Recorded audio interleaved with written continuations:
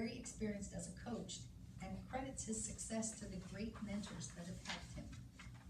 He is also trained in the Napoleon Hill Science of Success, 17 Principles of Success, where he learned the principles of a strong mastermind alliance.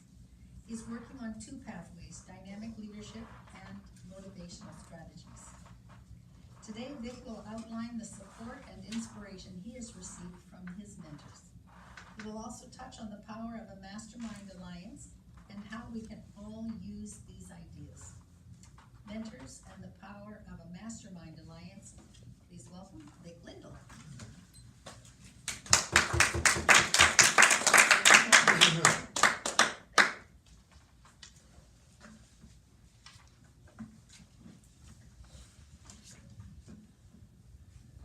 Madam Toastmaster, fellow Toastmasters, and guests back again, thank you very much for coming out today.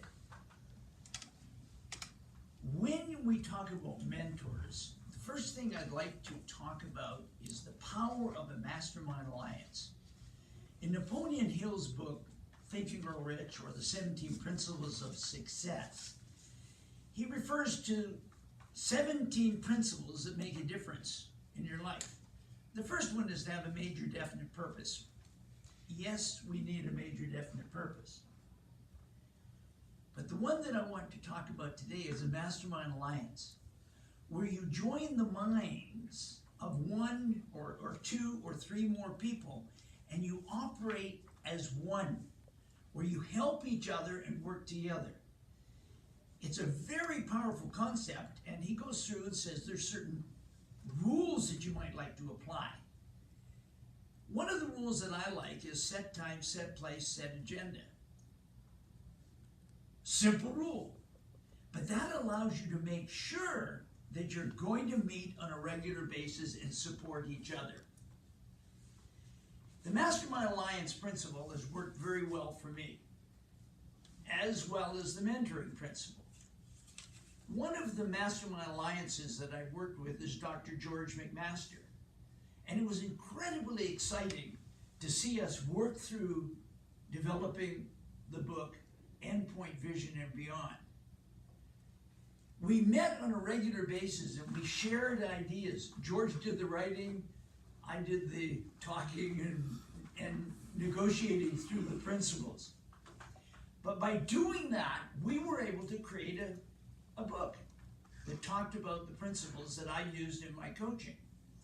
But the second one, which was even more exciting, is we set a date of a deadline when I had to perform at a coaching clinic in Harare, Zimbabwe. So we created the Radical Coaching Manual for Volleyball. Radical coaching because these were many of the ideas that I used that were different than most people used in volleyball. As George said to me just last week, he said, by us having a deadline, Vic, I was able to get that done on time. Those are two areas that we collaborated in very successfully, and we're now on a third one, a new book called Aging on Fire.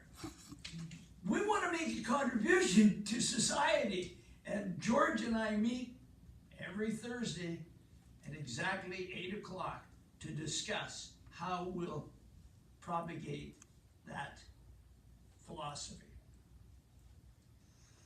Another mentor was Val Keller.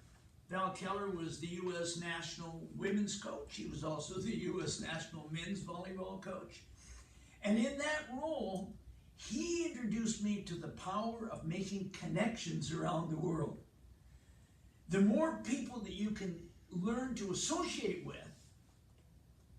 the better. Connections. And he introduced me to all of the top coaches in the United States and some of the top coaches throughout the world. That's the business my son's in now with the Deal Gateway, where he is collaborating with entrepreneurs around the world. Powerful concept taught to me by Val Keller. The other concept that Val helped me with was being very creative and imaginative in your approach, in this case, to volleyball. The third coach or mentor that had a profound effect was Mr. Matsudaira, who was the 1972 gold medal coach in volleyball for Japan. But how did he inspire me? Well, first he invited me to come and study volleyball in Japan for 2 months. That was an inspiration. But his book, Winning Volleyball, inspired me. I had the opportunity and got the arrangement to have it completely translated from Japanese into English. What was exciting about that was he wrote the book about how we're winning the gold medal before the 72 Olympics. That's called have a picture of what you're going to do and then moving towards it. But can you imagine writing the book in advance? He tells the story, and we sat and discussed this when I was in Japan. He said, Vic, in 1962, Japan took a tour of Europe with our men's volleyball team. We played 22 games and lost 22 games. When I came back to Japan, I said, the future of Japan's volleyball looks very dark. Very delightful way of putting it.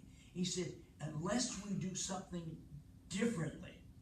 So he then analyzed the volleyball of Russia, Brazil, Romania, East Germany. But he didn't just evaluate the volleyball. He evaluated the characteristics of the people, the economic, social, and political, and wondered if that had any reflection in how they played. The Russians, can you believe it, played a game of sheer power. The Brazilians played one of emotion, same with the Romanians. And the East Germans, which were one of the top teams in the world at that time, played one of, we shall not make a mistake. All world champions. He said, what can we do in Japan? Well, the first thing is, we're not going to be the tallest nation in the world, so we have to find a way to get the ball to the floor before those big blockers materialize. But he said, what's the one characteristic we have in Japan that I can incorporate into my strategy? As a nation, we're prepared to sacrifice for the good of the whole. And that was the system he developed that spread throughout the world, where you would have 3 people attack the net simultaneously, and only one person would be set. They all had to contribute to the whole. If you set up a Mastermind alliance and you find a way to contribute to each of your successes, with a Mastermind alliance, you absolutely support each other, both mentally, physically, and emotionally. I'd say that the Mastermind alliance and mentoring can be your most powerful tools to growth. Madam Toastmaster.